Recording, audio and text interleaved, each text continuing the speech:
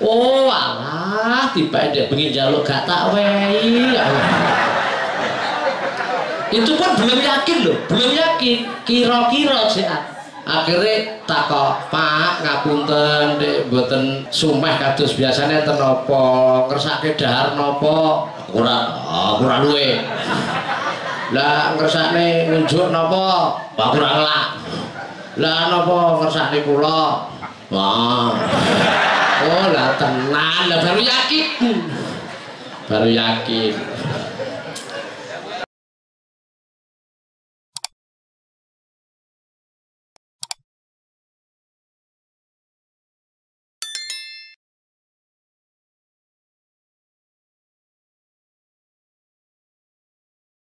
Assalamualaikum warahmatullahi wabarakatuh. Bismillahirrahmanirrahim. Alhamdulillahi rabbil alamin. Wabihi nasta'inu ala umuri dunya waddin. Wassalatu wassalamu ala ashrafil anbiya'i wal mursalin sayyidina wa maulana Muhammadin wa ala alihi wa ashabihi ajma'in. Amma ba'd. Bapak Ibu, keluarga besar Yayasan Pondok Pesantren Warisong Sragen yang saya hormati, mohon maaf acara hari ini judulnya rubah sedikit. Itu kreatif dari panitia ya. Dulu kan ngasah kok itu, ngaos sareng ngabah. Ternyata ngaos itu jarang-jarang ngerti ngaos itu. Yang ngerti wong-wong tertentu Jawa asli gitu. Akhirnya ditambahi ngasah hati, itu ide-ide mereka, saya nggak tahu. Singkatannya ngaji sareng abah amrih mukti. Wah, mudah-mudahan ya Allahumma amin. Kreatif. Dalah tak hitungin ngasah hati hurufnya sama jumlah. Itu kan tak sama. Ya benar ya. Mudah-mudahan barokah. Untuk itu Bapak Ibu, mari kita mulai saja, kita tata hati kita. Sebelumnya mari kita berdoa ya. Doa ini yang biasa saya baca saat saya ngaji dulu di madrasah. Mari bersama-sama Bapak Ibu. Bismillahirrahmanirrahim. Raditu billahi rabba wabil islami dina wabi muhammadin nabiyyan wa rasulah rabbi zidni ilman nafi'a warzuqni fahma rabbi shrah li sadri wa yassir li amri wahlul uqdatam min lisani yafqahu qawli wahdi qalbi wa thabbit lisani bihaqqi Sayyidina Muhammadin sallallahu alaihi wasallam. Ya Fattahu ya Alim, Ya Razzaqu ya Karim, iftah lana bil Qur'anil azim. Ya Fattahu ya Alim, iftah lana ilmal yaqin. Alhamdulillahi rabbil alamin. Al-Fatihah. A'udzu billahi minasy syaithanir rajim. Bismillahirrahmanirrahim. Alhamdulillahi rabbil alamin. Arrahmanir rahim. Maliki yaumiddin. Iyyaka na'budu wa iyyaka nasta'in. Ihdinas siratal mustaqim. Siratal ladzina an'amta 'alaihim ghairil maghdubi 'alaihim waladdallin. Rabbi ighfirli wa liwalidayya wa li jami'il muslimin amin. Terima kasih Bapak Ibu yang saya hormati. Sebelum masuk pada judul materi kedua, bab sabar ya, as-sabru, bab sabar, saya kasih mukaddimah dulu sebagai opening. Begini Bapak Ibu, manusia hidup di dunia ini terdiri dari dua unsur, jiwa dan raga. Jiwa dan raga itu manusia. Jiwa saja bukan manusia, raga saja mayit. Ini satu kesatuan.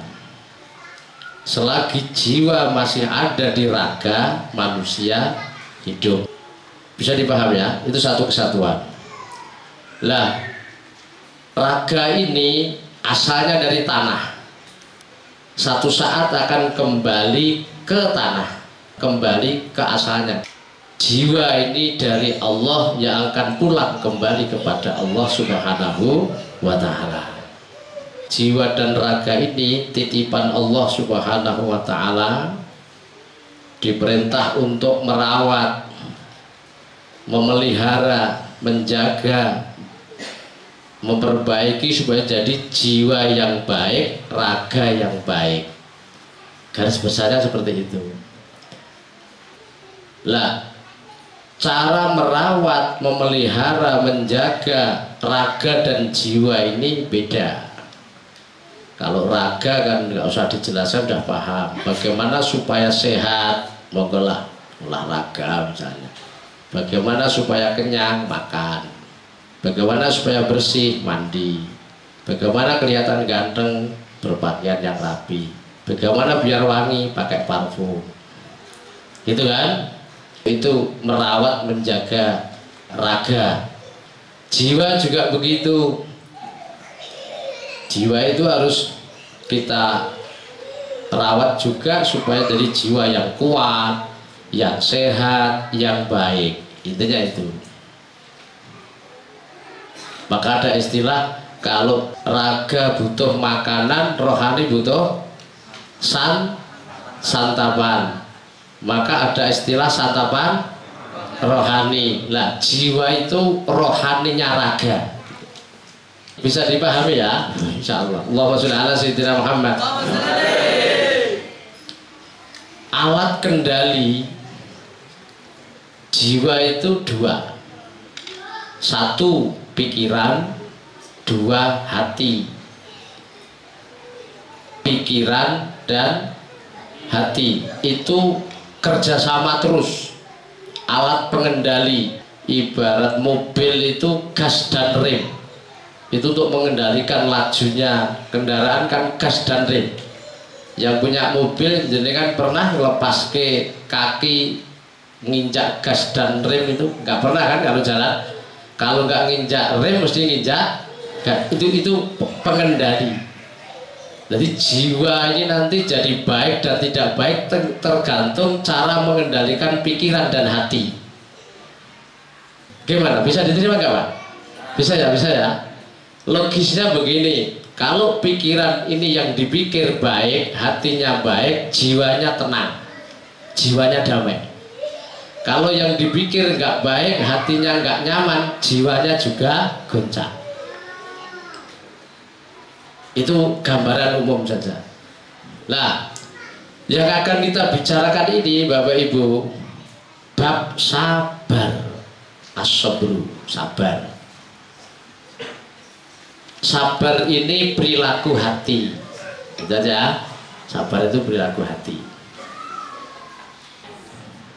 Itu sebagai mukadimah saya. Monggo untuk masuk kepada materi, saya minta untuk Ustadz Zaiduri membacakan kitabnya seperti biasa. Bapak Ibu untuk menyimak. Nanti kita bahas pelan-pelan, diskusi bareng-bareng satu persatu. Monggo Pak Jen. Bismillahirrahmanirrahim. As-sabr.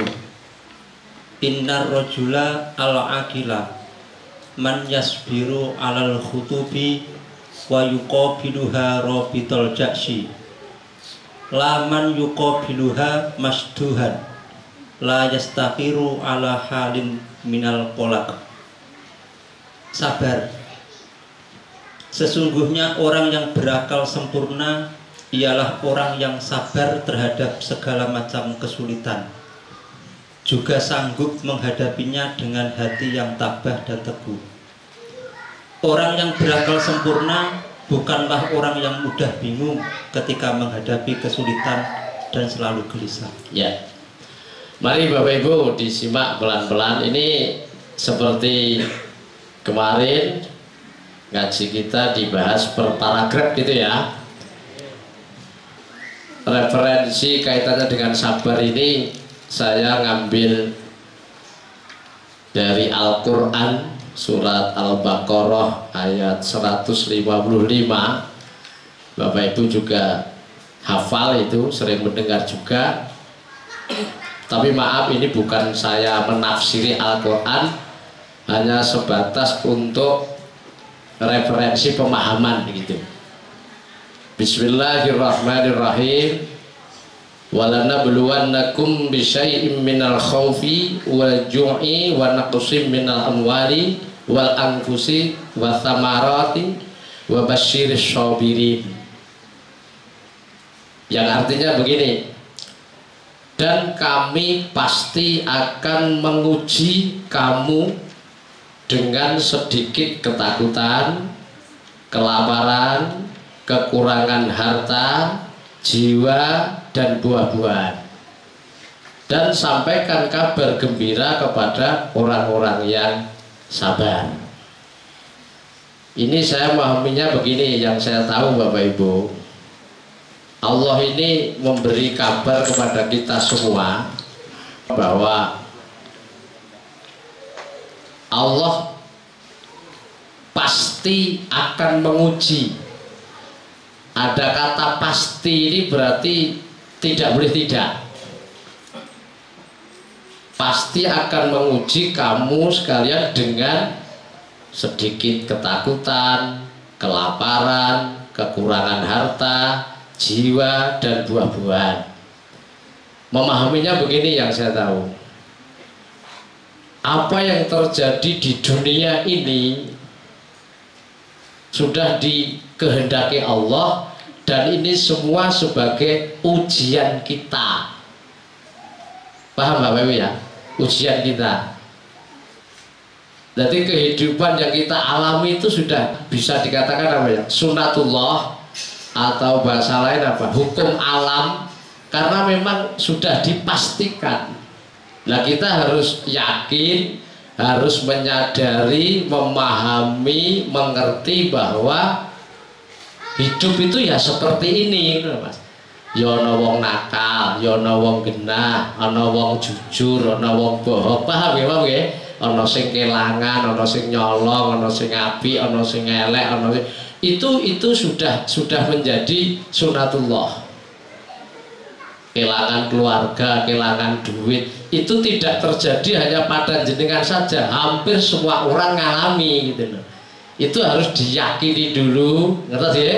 Diyakini, dipahami, dimengerti, ditopo, tibae uripi nginiki gitu. Engko nek bahasa ngene, mosok to urip ya ana yane kok gak titen-titen, wong urip iku ngene iki gitu. Jadi pemahaminya seperti itu. Nah, di sini ada kata penguat, dan sampaikan kabar gembira kepada orang-orang yang berarti menghadapi hidup seperti ini solusinya satu apa? Sabar. Itu nanti kalau menghadapinya dengan sabar, kamu akan mendapatkan kegembiraan, kemuliaan. Saya tambah dulu Bapak Ibu, sabar itu artinya menahan. Tapi pekerjaan hati ini, engko tak kon nahan, engko tak terus ngene. Ini kan tangan. Paham ya? Sabar itu menahan dari hal-hal yang tidak baik supaya tidak dilakukan, dan mempertahankan kebaikan supaya tetap baik, apalagi biar lebih baik. Itu sabar. Karena yang saya tahu sabar itu sendiri ada 3. 1, sabar menjalankan perintah. Sholat itu kalau nggak sabar, yo abot tenan Mas, sesuatu yang rutin itu jelei. Bener kan? Tapi dengan kesabaran itu nanti akan mendapatkan kemuliaan. Makanya melakukan sesuatu yang rutin itu biasanya hal-hal yang baik. Menjemukan itu kebaikan Mas. Sholat itu kan tiap hari. Kalau tidak sabar, sekali lagi berat rasanya. Makanya jangan susah gara-gara melakukan hal yang rutin, ya. Jangan susah melakukan hal-hal yang rutin. Coba bayangkan Bapak Ibu, makhluknya Allah ini yang mengerjakan sesuatu yang rutin itu, kalau meleset sidik itu bar. Matahari itu kalau meleset sidik muter, kacau dunia misalnya. Bener gak? Jantung ini detaknya meleset, bar juga.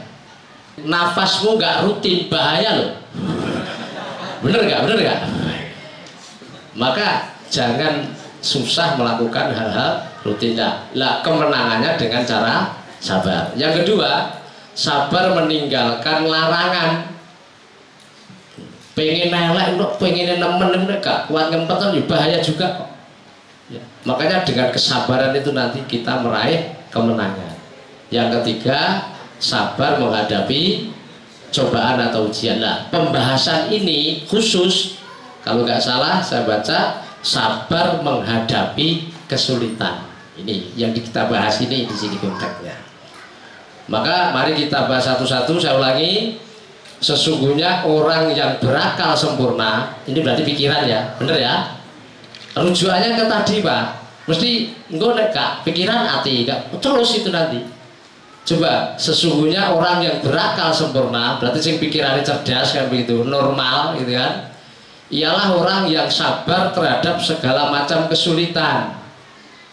Nek akal itu normal, kudune ngadepi apa-apa ki sabar gitu loh. Kan wis dikabari dek mau, nek dunya urip ki yo ngene iki gitu loh. Misalnya ya, Bapak Ibu guru ngadepi anak bandel, ngopo kok ngamuk? Sabar Pak, wit mbiyen murid bandel ki enek lho. Bahkan jangan mbiyen dadi murid tau bandel ya ngopo kok kaget gitu loh. Paham ya? Kuwi akal cerdas kan enak gitu mikirnya. Kok kita gak ngaduk toh? Kemarin pernah saya sampaikan kepada wali santri gitu loh, sing anake pengen diboyong itu, ngenten apa Bu? Lah pripun Mbah, seminggu wis kelangan sepatu 2 pasang. Sebulan wis kelangan klambi 3. Kula ya Bu, ngapunten, ngoten niku sawit biyen pondok niku awit biyen tur ya gak wali songo tok, ngopo kok dadak kaget. Coba kalau akal itu cerdas, baik, sempurna kan enak ngadepi masalah itu. Diamuk bojo, ngopo ngamuk? Wong yo gak pisan kuwi ya.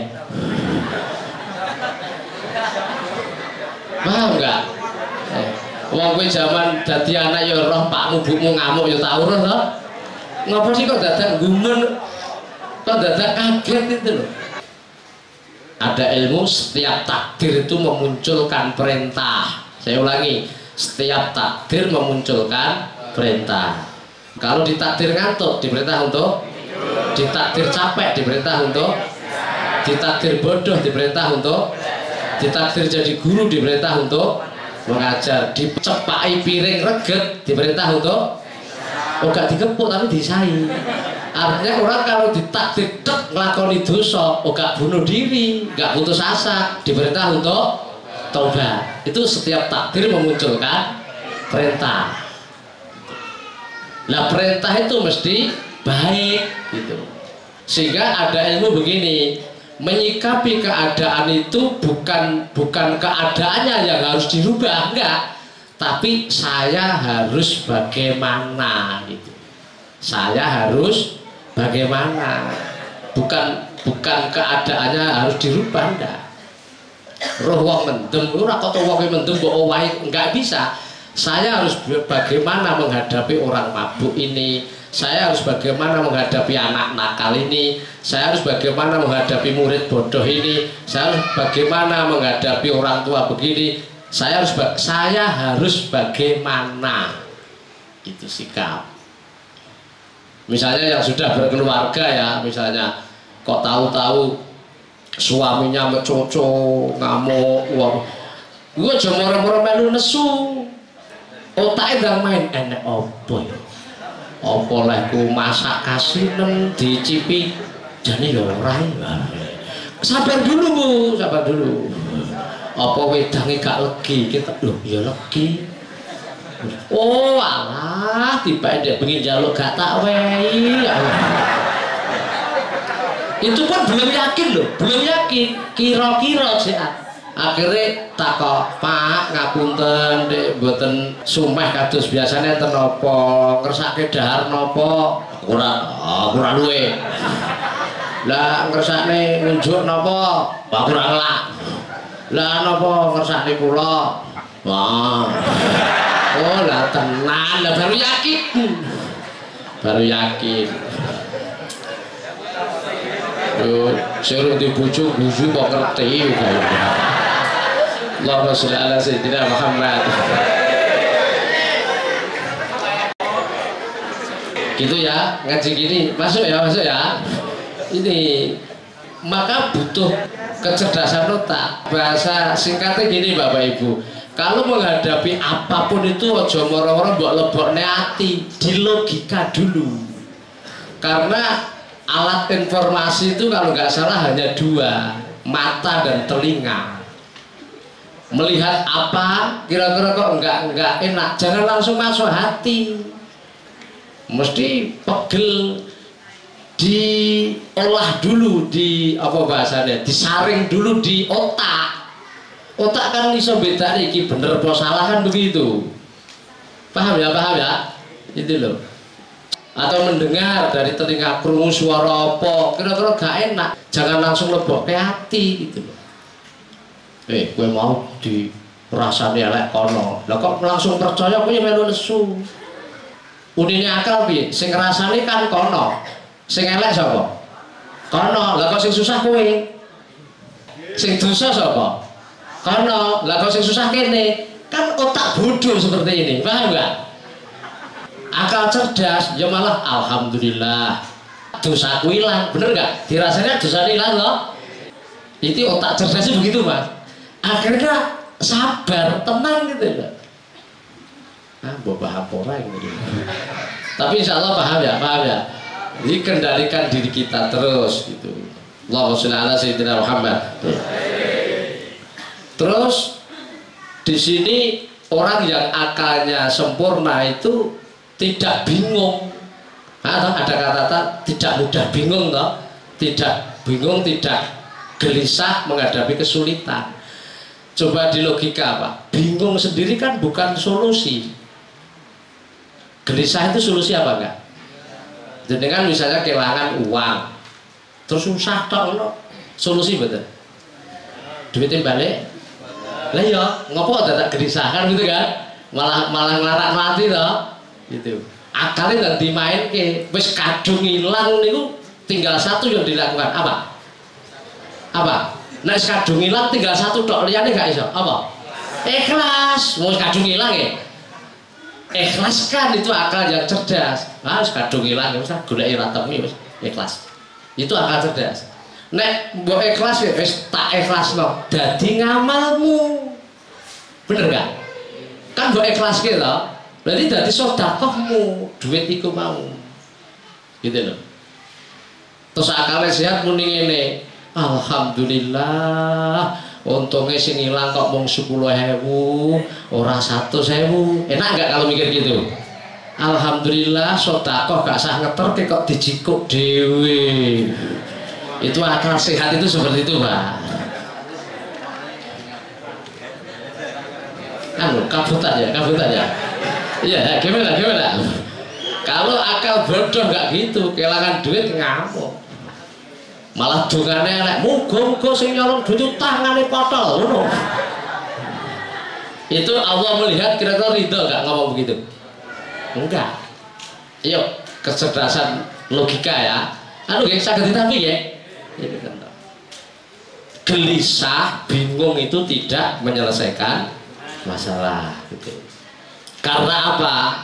Ini harus tahu Bapak Ibu, setiap kesulitan disertai kemudahan. Fa inna ma'al usri yusra. Sampai 2 kali loh. Inna ma'al usri yusra.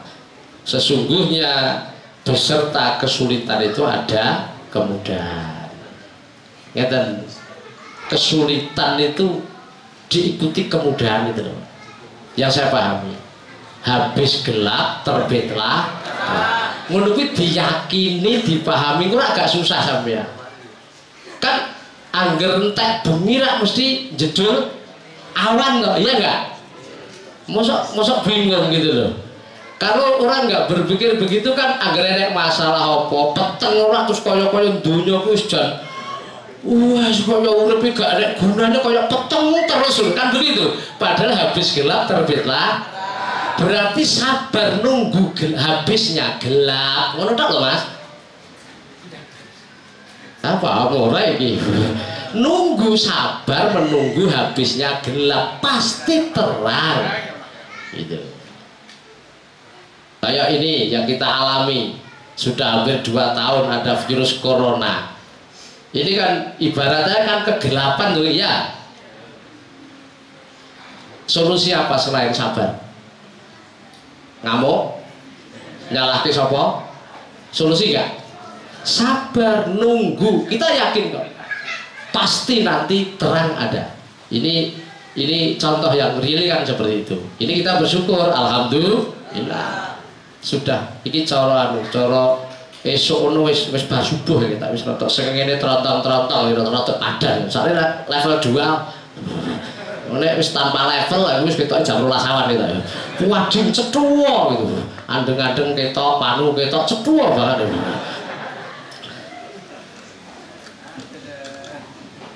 Ayo paham ya? Kayak puasa Bapak Ibu.